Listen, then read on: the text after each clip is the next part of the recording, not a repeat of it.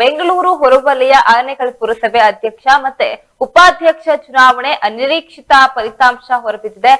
BJP ಅಧಿಕೃತ ಅಭ್ಯರ್ಥಿ ಶ್ಯಾಮಲಾ ನಾಗರಾಜ್ರನ್ನ ಸೋಲಿಸಿ ಕಾಂಗ್ರೆಸ್ ಬೆಂಬಲಿತ ಬಿಜೆಪಿ ಅಭ್ಯರ್ಥಿ ಸುಧಾ ನಿರಂಜನ್ 15 ಮತಗಳನ್ನ ಪಡೆದು ಗೆಲುವು ಸಾಧಿಸಿದ್ದಾರೆ.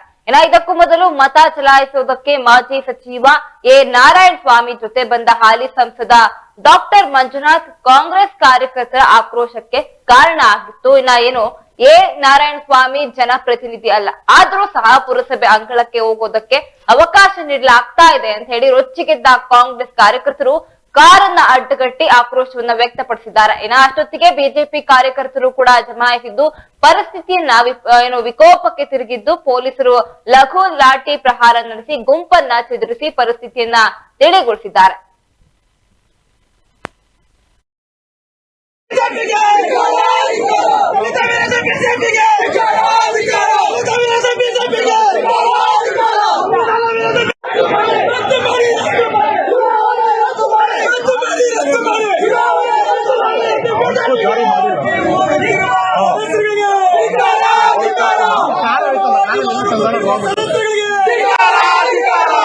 ಒಳಗಡೆ ಜಾರಿ ಮಾಡಬಹುದು. ಅಕ್ರಮವಾಗಿ ಹಿಂಬಾಗಿಲಿಂದ ಹೋಗುವ ಸಲಕರಿಗೆ ಪೊಲೀಸ್ ಅಧಿಕಾರಿಗಳಿಗೆ ಅಕ್ರಮವಾಗಿ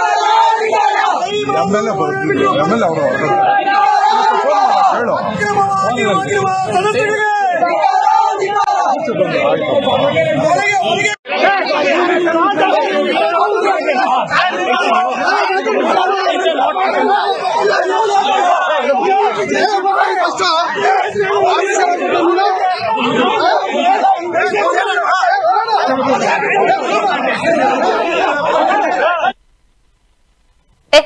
ಬೆಂಗಳೂರು ಹೊರವಲಯ ಆನೇಕಲ್ ಪುರಸಭೆಯ ಅಧ್ಯಕ್ಷ ಮತ್ತೆ ಉಪಾಧ್ಯಕ್ಷ ಚುನಾವಣೆ ಅನಿರೀಕ್ಷಿತ ಫಲಿತಾಂಶ ಹೊರಬಂದಿದೆ. ಈಗ ಬಿಜೆಪಿ ಅಧಿಕೃತ ಅಭ್ಯರ್ಥಿ ಶ್ಯಾಮಲಾ ನಾಗರಾಜ್ ಅವರನ್ನ ಸೋಲಿಸಿ ಕಾಂಗ್ರೆಸ್ ಬೆಂಬಲಿತ ಬಿಜೆಪಿ ಅಭ್ಯರ್ಥಿ ಸುಧಾ ನಿರಂಜನ್ ಅವರು 15 ಮತಗಳನ್ನ ಪಡೆದುಕೊಂಡು ಗೆಲುವು ಸಾಧಿಸಿದ್ದಾರೆ.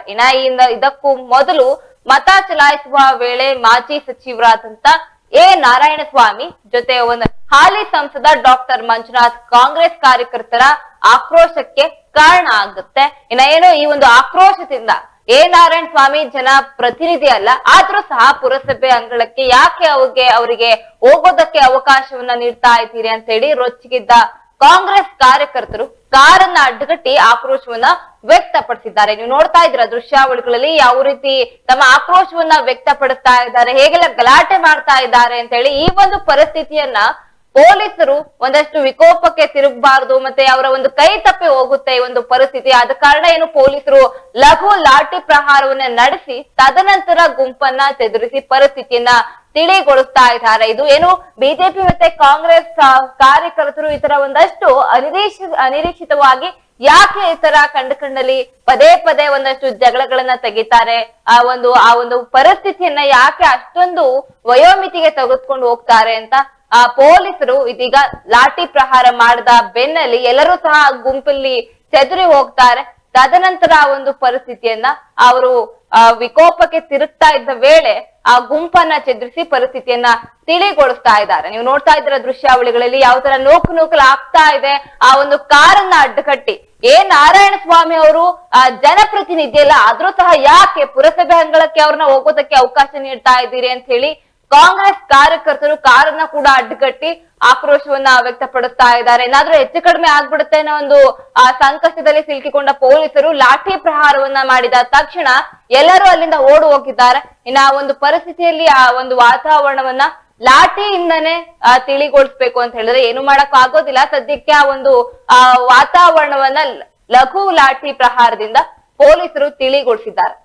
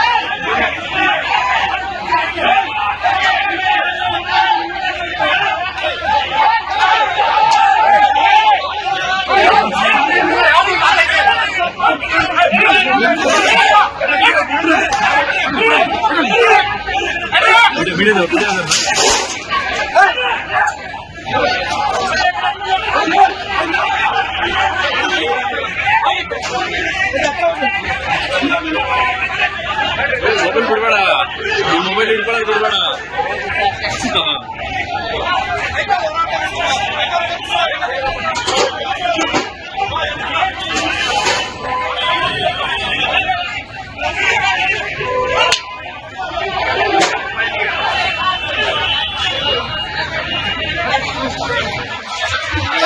ಈ ದಿನ ಒಂದು ಏನು ಪುರಸಭಾ ಚುನಾವಣೆಯಲ್ಲಿ ನನ್ನನ್ನು ಪಕ್ಷಾತೀತವಾಗಿ ಬೆಂಬಲಿಸಿ ಅಧ್ಯಕ್ಷರನ್ನಾಗಿ ಮಾಡಿದ್ದಾರೆ. ಹಾಗೂ ಎಲ್ಲ ಶಾಸಕರಿಗೆ ನಾನು ಶಾಸಕರು ಹಾಗೂ ಸದಸ್ಯರಿಗೆ ಧನ್ಯವಾದಗಳನ್ನ ಹೇಳ್ತಾ ಇದ್ದೀನಿ. ಆನೇಕಲ್ಲಿಯ ಈ ಒಂದು ನನ್ನ ಅಧ್ಯಕ್ಷ ಅವಧಿಯಲ್ಲಿ ಆನೇಕಲ್ಲನ್ನು ನನ್ನ ಪ್ರಾಮಾಣಿಕವಾಗಿ ಆನೇಕಲ್ ಅಭಿವೃದ್ಧಿಗೆ ಶ್ರಮಪಟ್ಟು ಕೆಲಸ ಮಾಡ್ತೀನಿ ಅಂತ ಹೇಳೋದಕ್ಕೆ ಇಷ್ಟಪಡ್ತೀನಿ. ನಮಗೆ ಇವತ್ತು ನನ್ನ ಒಟ್ಟು 28, ಅದರಲ್ಲಿ 15 ಮತಗಳನ್ನು ಪಡೆದು ಒಂದು ಜಯಶೀಲರಾಗಿದ್ದೀನಿ. ಈಗ ನಿಮಗೆ ಎಲ್ಲಾ ಪಕ್ಷದವರು ಓಟ್ ಹಾಕಿ ಗೆಲ್ಸಿದ್ದಾರೆ. ಹೌದು. ವಿರೋಧ ಪಕ್ಷ ಅಂತೇಳಿ ಕಾಂಗ್ರೆಸ್ ಅವರು ಸಹ ನಿಮಗೆ ಮತ ಹಾಕಿದ್ದಾರೆ ಅಂತಂದ್ರೆ ಹೌದು. ನನ್ನ ಒಂದು ಸನ್ನಡತೆ ಹಾಗೂ ಒಂದು ಆನೇಕಲ್ಲಿನ ಅಭಿವೃದ್ಧಿಗೆ ಶ್ರಮಪಟ್ಟು ಕೆಲಸ ಮಾಡ್ತೀನಿ ಅಂತ ಎಲ್ಲರೂ ತಿಳಿದು ಭಾವಿಸಿ ನನಗೆ ಮತವನ್ನು ಹಾಕಿ ಗೆಲ್ಲಿಸಿದ್ದಾರೆ. ಅಂದ್ರೆ ಏನು ಅಭಿವೃದ್ಧಿ ಅಂದ್ರೆ ಈಗ ಪುರಸಭೆ ನೀವು ಏನೇನೆಲ್ಲ ಒಂದು ಮಾಡಬೇಕು ಅಂತ ಅನ್ಕೊಂಡಿದ್ದೀರಿ? ಗುರಿ ಏನಿದೆ? ಆನೇಕಲ್ ಯಾವ ರೀತಿ ಅಭಿವೃದ್ಧಿ ಮಾಡಬೇಕು ಅಂತ ಒಂದು ಆನೇಕಲ್ಲಲ್ಲಿ ಬಹಳ ದಿವಸದಿಂದ ಇರೋದು ರಸ್ತೆ ಗುಂಡಿಗಳಾಗಿರ್ಬೋದು, ಮುಖ್ಯವಾಗಿ ನೀರಿನ ಸಮಸ್ಯೆ ಹಾಗೂ ಏನು ಖಾತಾ ಒಂದು ಇದೆ, ಇದರ ಬಗ್ಗೆ ಎಲ್ಲನೂ ನಾವು ಸಂಪೂರ್ಣವಾಗಿ ಒಳ್ಳೆ ರೀತಿಯಲ್ಲಿ ಕೆಲಸ ಮಾಡ್ಕೊಂಡು ಹೋಗ್ಬೇಕು ಅಂತ ಹೇಳಿ ಇಷ್ಟಪಡ್ತೀನಿ. ನೀವು ಬಿಜೆಪಿ ಗೆದ್ದಿದ್ರು ಕೂಡ ಕಾಂಗ್ರೆಸ್ನವರು ಅತಿ ಹೆಚ್ಚು ಓಟ್ ಹಾಕಿದ್ದಾರೆ. ಸೊ ಅವ್ರಿಗೆ ಏನು ಹೇಳ್ತೀರಾ ನೀವು? ಯಾವ ರೀತಿ ಭರವಸೆ? ಧನ್ಯವಾದಗಳನ್ನ ತಿಳಿಸಕ್ಕೆ ಇಷ್ಟಪಡ್ತೀನಿ ಅವ್ರಿಗೆ. ನಿಮ್ಮ ಮೇಲೆ ಭರವಸೆ ಇಟ್ಟು ಓಟ್ ಹಾಕಿದ್ದಾರೆ. ಹೌದು, ಅವರ ಭರವಸೆನ ನಾನು ಕಾಪಾಡ್ತೀನಿ ಹಾಗೂ ಅವರ ಒಂದು ಏನು ನನಗೆ ಸಪೋರ್ಟ್ ಮಾಡಿದ್ದಾರೆ ಅದಕ್ಕೆ ನನ್ನ ಪ್ರಾಮಾಣಿಕವಾದ ಕೆಲಸವನ್ನು ಮಾಡ್ತೀನಿ ಅಂತ ಹೇಳಿ. ಅಧಿಕೃತವಾಗಿ ನಮ್ಮ ಬಿಜೆಪಿ ಬೆಂಬಲಿತ ಅಭ್ಯರ್ಥಿಯಾದಂತಹ ಸುಧಾ ನಿರಂಜನ್ ಅವ್ರನ್ನ ನಾವು ನಾಮಿನೇಷನ್ ಮಾಡಿದ್ದೀವಿ. ಅವರಿಗೆ ಪಕ್ಷಾತೀತವಾಗಿ ಎಲ್ಲ ಜನಪ್ರತಿನಿಧಿಗಳು ಅವರಿಗೆ ಮತವನ್ನು ಚಲಾವಣೆ ಮಾಡಿ ಅವ್ರನ್ನ ಅಧ್ಯಕ್ಷ ಗಾದಿಗೆ ಕುಂಡಿಸಿದ್ದಾರೆ. ಸರ್, ಬಿಜೆಪಿಯಿಂದ ಇನ್ನೊಬ್ರು ಕೂಡ ನಾಮಿನೇಷನ್ ಮಾಡಿದ್ರು ಸರ್. ಖಂಡಿತ ಇನ್ನೊಬ್ರು ಕೂಡ ಮಾಡಿದ್ರು. ಆದರೆ ನಮ್ಮಲ್ಲಿ ಸ್ವಲ್ಪ ಸುಧಾ ನಿರಂಜನ್ಗೆ ಹೆಚ್ಚಿನ ಬೆಂಬಲ ಇರೋದು ನಮಗೆ ಗಮನಕ್ಕೆ ಬಂದಾಗ ನಾವು ಅವ್ರದ್ದು ಕೂಡ ಹಾಕಿದ್ವಿ. ಆಮೇಲೆ ಅವರು ವಾಪಸ್ ತೊಗೊಳಕ್ಕೆ ಅಂತ ಬಂದಿದ್ರು. ಆದರೆ 1 ಗಂಟೆ 5 ನಿಮಿಷ ಆಗೋಗಿರೋದ್ರಿಂದ ತೊಗೊಳಕ್ಕೆ ಆಗೋದಿಲ್ಲ ಅಂತ ಹೇಳ್ಬಿಟ್ಟು ತಹಸೀಲ್ದಾರರು ಕ್ಲಿಯರಾಗಿ ಹೇಳಿದ್ದಾರೆ. ಅದು ರೆಕಾರ್ಡಿಂಗ್ ಕೂಡ ಆಗಿದೆ. ಪಕ್ಷ ಅವರಿಗೆ ಕೊಟ್ಟಿತ್ತು ಅಧ್ಯಕ್ಷ ಚುನಾವಣೆ ಸ್ಪರ್ಧೆ ಮಾಡಲಿಕ್ಕೆ. ಸರ್, ಖಂಡಿತ ಹೌದು, ಪಕ್ಷ ಅವರಿಗೆ ಕೊಟ್ಟಿತ್ತು. ಆಮೇಲೆ ಏನಾಯಿತು ಅಂತ ಹೇಳಿದ್ರೆ ಕೆಲವು ಜನಪ್ರತಿನಿಧಿಗಳೆಲ್ಲ ಸುಧಾ ನಿರಂಜನ್ ಅವರು ಅವರ ಸನ್ನಡತೆ ಇರ್ಬೋದು, ಇನ್ನೊಂದಿರ್ಬೋದು, ಅದೆಲ್ಲ ನೋಡಿ ನಮ್ಮ ಆನೇಕಲ್ನ ಒಂದು ಮುಂದಿನ ಅಭಿವೃದ್ಧಿಗೋಸ್ಕರ ಈ ಥರ ಒಬ್ಬ ಜನಪ್ರತಿನಿಧಿ ನಮಗೆ ಬೇಕಾಗಿದ್ದಾರೆ ಅಂತ ಒಂದು ಒತ್ತಡ ಬಂದಾಗ ನಾವು ಸುಧಾ ನಿರಂಜನ್ ಅವ್ರದ್ದು ನಾಮಿನೇಷನ್ ಮಾಡಿಸಿದ್ದು ಸತ್ಯ. ಆ ನಾಮಿನೇಷನ್ ಮಾಡಿದಾಗ ಪಕ್ಷಾತೀತವಾಗಿ ನಮ್ಗೆ ಎಲ್ಲರೂ ಮತ ಹಾಕಿರೋದ್ರಿಂದ ನಾವು 15 ವೋಟುಗಳನ್ನ ಪಡೆದು ಸುಧಾ ನಿರಂಜನ್ ಅವರು ಆನೇಕಲ್ ಪುರಸಭೆಯ ಗಾದಿಯನ್ನು ಹಿಡಿದಿದ್ದು ತಾವೆಲ್ಲ ನೋಡಿದ್ದೀರಾ. ಸುಧಾ ನಿರಂಜನ್ ಅವ್ರಿಗೆ ಅತಿ ಹೆಚ್ಚು ಕಾಂಗ್ರೆಸ್ ಮತ ಬರ್ತದೆ, ಬಿಜೆಪಿ ಸರ್ ಇಲ್ಲಿ ಕೇಳಿ ಸರ್. ಈಗ ಸುಧಾ ನಿರಂಜನ್ ಅವರಿಗೆ ಕಾಂಗ್ರೆಸ್ನವ್ರು ಮತ ಬೀಳ್ತದೆ, ಎಲ್ಲರೂ ಸಹ ಕಾಂಗ್ರೆಸ್ನವ್ರು ಆಗ್ತಾರೆ, ಬಿಜೆಪಿ ಅವರು ಯಾರು ಸಹ ಹಾಕೋದಿಲ್ಲ. ನಿಮ್ಮನ್ನು ಹೊರತುಪಡಿಸಿ ಸರ್, ಒಂದು ನಾನು ತಮ್ಮ ಮಾಧ್ಯಮ ಮಿತ್ರಗಳಿಗೆ ಇಷ್ಟಪಡ್ತೀನಿ. ನಾವು ಬಿಜೆಪಿಯಿಂದ ಕಾಂಗ್ರೆಸ್ಸಿಂದ ಗೆದ್ದಿರೋದು ಹೊರಗಡೆ ಚುನಾವಣೆ ರಾಜಕೀಯವಾಗಿ. ಆದರೆ ಪುರಸಭೆ ಒಳಗಡೆ ಹೋದಾಗ ನಾವು ಯಾವುದೇ ಪಾರ್ಟಿಯವರಾಗಿರೋದಿಲ್ಲ. ನಾವು ಪಕ್ಷಾತೀತವಾಗಿ ಜನಪ್ರತಿನಿಧಿಗಳು. ಯಾರದೇ ಸಮಸ್ಯೆಗಳಿದ್ದಾಗ ನೀನು ಕಾಂಗ್ರೆಸ್ ಅವನು, ನೀನು ಬಿಜೆಪಿ ಅಂತ ಹೇಳಿ ನಾವು ಕಂಡಿಡಿದು ಮಾಡೋಕ್ಕಾಗಲ್ಲ.